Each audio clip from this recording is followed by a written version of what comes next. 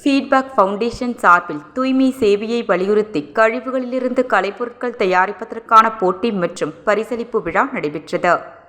புதுச்சேரி உள்ளாட்சித்துறை மற்றும் புதுச்சேரி நகராட்சியின் தலைமையில் கோத்ரேஜ் நுகர்வோர் தயாரிப்புகள் லிமிடெடின் சமூக பொறுப்புணர்வு ஆதரவுடன் குடிமக்களின் ஈடுபாடு மற்றும் முழுமையான கழிவு மேலாண்மை தீர்வுகள் மூலம் குப்பை கிடங்கின் சுமையை குறைக்க ஃபீட்பேக் ஃபவுண்டேஷன் ஒருங்கிணைந்த திடக்கழிவு மேலாண்மை திட்டத்தை செயல்படுத்தி வருகின்றது.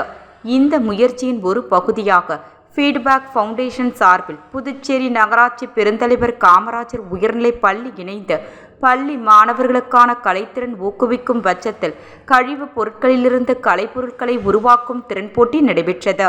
இதில் 75 மாணவர்கள் ஆர்வத்துடன் கலந்து கொண்டு கலைப்பொருட்களை உருவாக்கி பங்கேற்றனர்.